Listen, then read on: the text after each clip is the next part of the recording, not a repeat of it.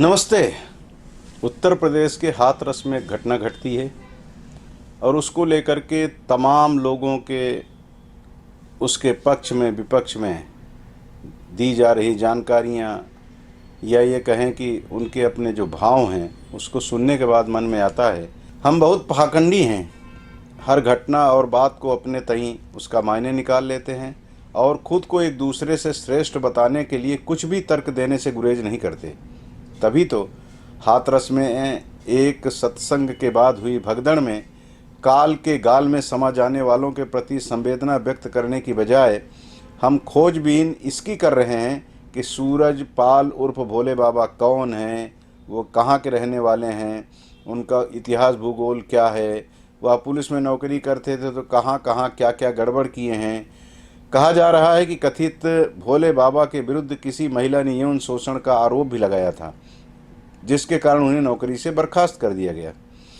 उसके बाद कथित भोले बाबा ने धर्म का सहारा लिया और बड़ी संख्या में लोगों को अपना शिष्य बनाकर उनके बीच ऐसा प्रभाव जमा लिया कि लोग उन्हें ईश्वर का अवतार मानने लगे। कहा जाने लगा कि कथित भोले बाबा जाटव समुदाय से आते हैं। ऐसा कहने वाले यह कहने से भी गुरेज नहीं कर रहे हैं कि गैर ब्राह्मण होने के कारण सत्संग करने और सुनने की ईश्वर ने उन्हें सजा दी है। कैसा कचड़ा भर गया है लोगों के दिमाग में। सूरजपाल उर्फ भोले बाबा कल तक लाखों लोगों के लिए भगवान बना फिरा करता था। इस कथित भगवान को राक्षस बनाने पर लोग ऐसा तुल गए हैं मानो उनका मानव होकर जन्म लेना तभी सफल होगा जब इस कथित बाबा को पूर्णतः दिगंबर कर देंगे। जड़ें खोदी जा रही हैं सूरजपाल उर्फ भोले बाबा की।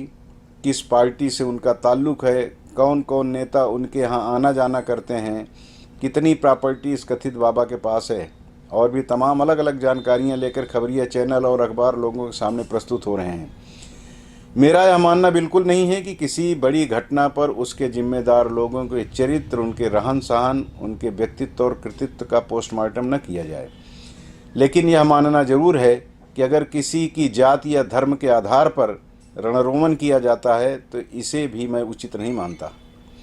क्या सूरजपाल उर्फ भोले बाबा का सबसे बड़ा कसूर ये भी है कि वह दलित वर्ग का है?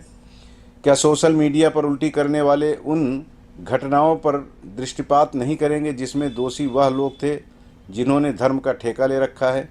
जब मैं आपसे यह चर्चा कर रहा हूँ तो मेरे ध्यान में वो घटनाएं और चेहरे आ रहे हैं जो कम से कम दलित या पिछड़ा वर्ग के तो नहीं थे। इनमें कई कथित संत या भगवान ऐसे भी रहे हैं जो सीधे साधे लोगों की आंखों में आस्था की धूल झोंक कर उनका धन व शील हरण करते रहे हैं। सीधे साधे लोगों को मूर्ख बनाने वालों को देखकर हम लोग भी कहा करते हैं कि जब तक दुनिया में बेवकूफ़ जिंदा हैं अक्लमंद भूखे नहीं मरेंगे। विज्ञान की इस युग में ऐसे लोगों की संख्या में बेशुमार इजाफा हो रहा है।